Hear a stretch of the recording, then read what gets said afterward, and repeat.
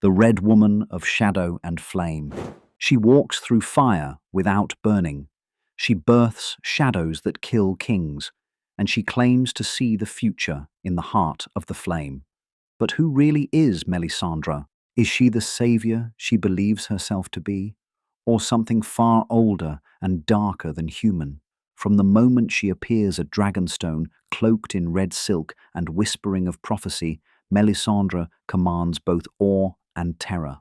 Her ruby glows like a heartbeat, her eyes blaze with conviction, and her every word drips with the certainty of divine purpose. She doesn't doubt, she doesn't sleep, she doesn't stop. To the lords of Westeros, she's a zealot. To her god, she's a prophet. But to the reader, she's a mystery, a woman who serves fire, yet seems to be forged from it.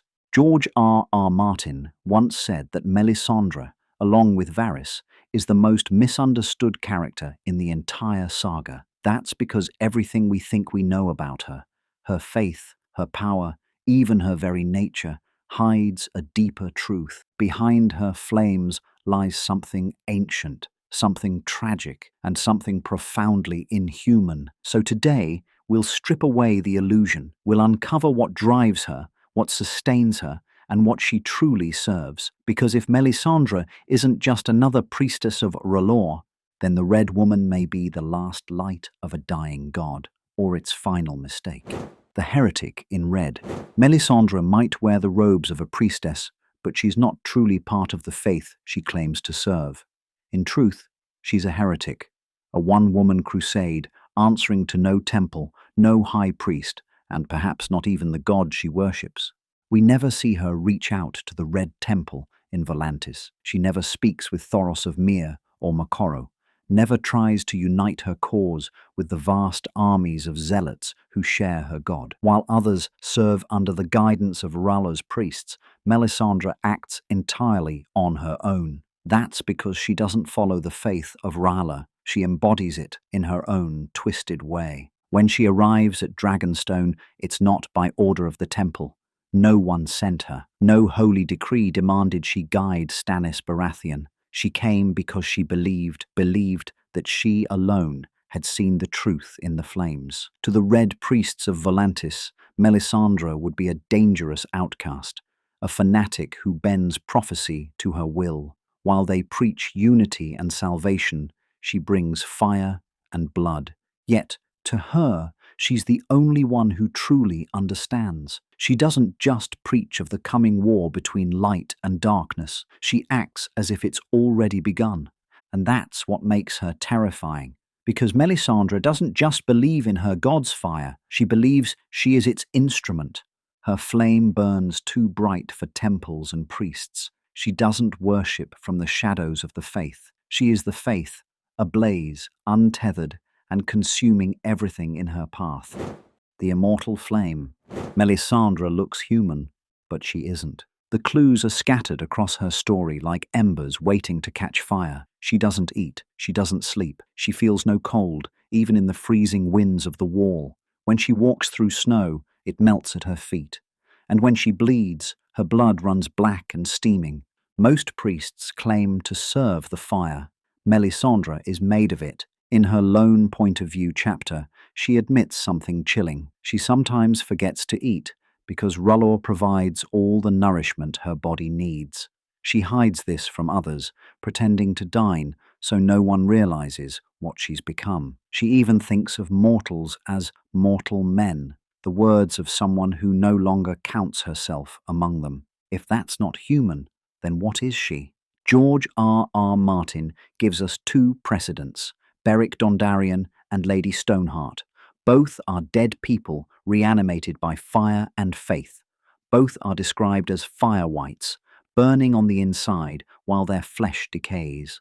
Like them, Melisandre may have died long ago and been reborn, not by ice like the wights of the north, but by fire. It would explain her endless warmth, her sleeplessness, her lack of hunger, and her unwavering devotion. Because if R'hllor truly brought her back from death, how could she not believe? But there's something tragic in that idea. If she is indeed a fire white, then Melisandre's faith isn't divine clarity, it's obsession born from trauma. She's not following a god. She's sustained by it, body and soul. The fire doesn't just burn within her, it owns her. And that's the terrible irony.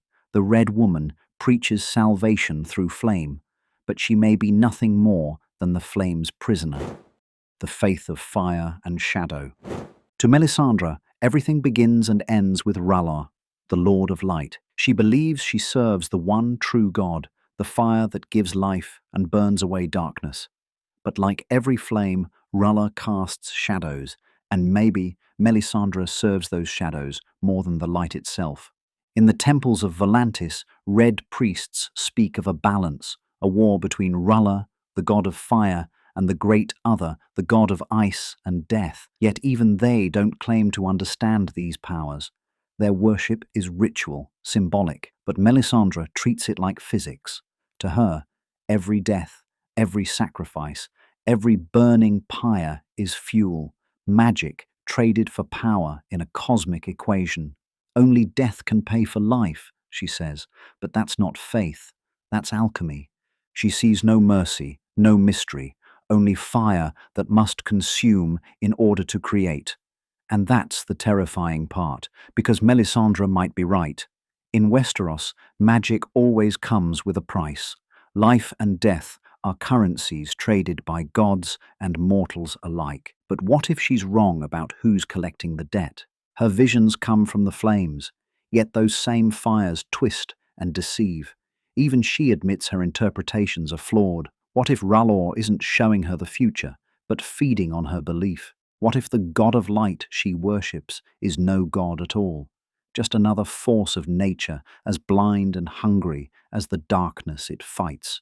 Every miracle she performs, every shadow assassin, every resurrection, brings more death into the world, not less. Melisandre thinks she's a prophet of salvation, but she might just be another instrument of the very chaos she claims to fight. Because the deeper she stares into the fire, the less she realizes the fire is staring back.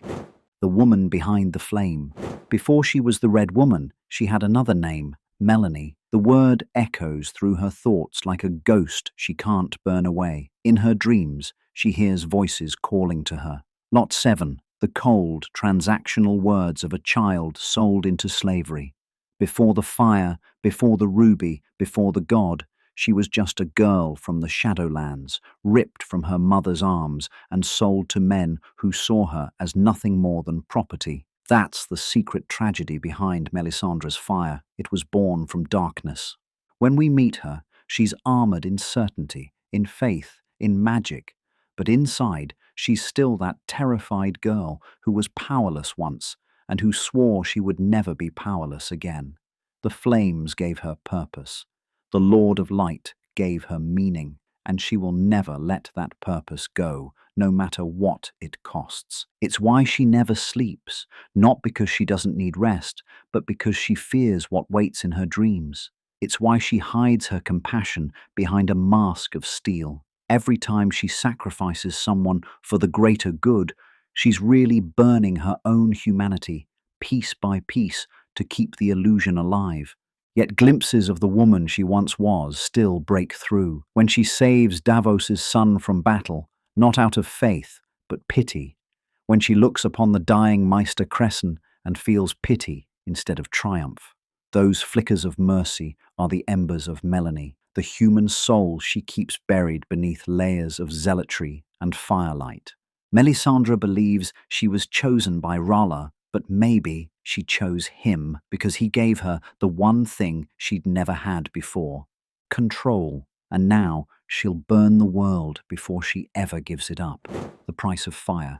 Fire gives, fire takes, and Melisandre is its most faithful accountant. Every act of magic she performs, every life she burns in R'hllor's name, is part of a grim economy she fully believes in. Only death can pay for life, she says, and she lives by it. She sacrifices king's blood to awaken stone dragons. She births living shadows to slay her enemies. To her, the ends justify the flames. But what if the fire has no end? Only hunger. Each spell leaves her weaker, hollowed out. The visions burn her from within, her veins black with heat, her body trembling as if consumed by the very god she worships. She tells herself this pain is holy. But maybe it's just the cost of serving a power that takes more than it gives. Because Melisandre's miracles are always tragedies wearing masks. Renly Baratheon's murder births civil war. Edric Storm's near sacrifice drives Davos to betrayal. Even her attempt to save Stannis leads him to ruin in snow and shadow. Her fire doesn't save the living, it consumes them. And deep down, she knows it. When she prays for guidance, the flames give her visions, but never truth. They whisper promises, show fragments, lies dressed as prophecy. Yet she keeps staring into them, desperate for validation because she can't afford doubt. If her God isn't real, then everything she's done, all the deaths, all the pain, was for nothing. So she keeps burning, even as the fire devours her from within. That's the real tragedy of Melisandre. She isn't a villain playing with fire. She's fuel, a believer so consumed by her own faith that she's become the sacrifice herself. Because in her world, salvation and destruction are the same flame, and she's too far gone to tell the difference. The last light of the Red Woman. In the end, Melisandre's greatest prophecy is also her greatest lie. For years, she has proclaimed that Stannis Baratheon is Azor Ahai reborn, the promised hero who will save the world from darkness. She has sacrificed, killed, and burned for that belief. But as the snow buries Stannis' army, as his fires gutter out in the blizzard, she finally sees the truth. The light she's followed for so long has led her into shadow. It's a cruel twist of fate. The woman who could conjure light out of darkness is blinded by her own faith. She interprets the flames with absolute certainty, but certainty is the enemy of truth. Even as she realizes her mistake, she refuses to admit defeat. Instead, she looks for another savior, another messiah, another flame to follow. When she finds Jon Snow, she sees the same fire burning behind his cold eyes.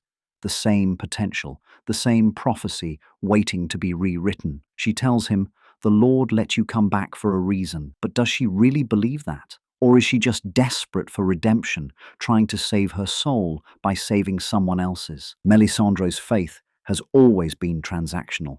Every prayer demands a price, but now her miracles have failed her. Her king is dead, and the God she trusted offers only silence. And yet, for the first time, she does something truly selfless. She kneels beside Jon Snow's corpse and whispers her final prayer, not to gain power, not to fulfill prophecy, but because she hopes. And when Jon's eyes open again, it's not just his resurrection that matters, it's hers. For a fleeting moment, the fire that once consumed her burns pure, not as a weapon, but as light. The Red Woman, misunderstood and monstrous, finally becomes what she always wanted to be, a vessel for something greater than herself. The truth in the flames. Melisandre of Ashai, the Red Woman, is one of the most feared figures in a song of ice and fire. To most, she's a zealot, a witch, a monster draped in red silk and firelight. But if you look closer, you see something much more human and much more tragic. She's not the villain of her own story. She's its martyr. Everything she does, every sacrifice, every sin, is driven by one desperate belief that she can save the world. In a universe where gods are silent and monsters walk the snow, that kind of faith becomes both a weapon and a curse. She burns for the light, even when that light blinds her. And maybe that's the lesson George R.R. Martin hides in her flame. That conviction without doubt is the most dangerous fire of all, because faith can warm or it can destroy, and in Melisandre's hands, it does both. When her last light flickers out on the frozen battlefield, we may finally understand what she truly was. Not a prophet, not a sorceress, not even a woman reborn in fire, but a reflection of us, of the part of humanity that hungers for purpose so badly, It will set the world ablaze to feel the warmth. So, who is Melisandre, really? A savior, a sinner, and above all, a reminder that the brightest flames always cast the darkest shadows.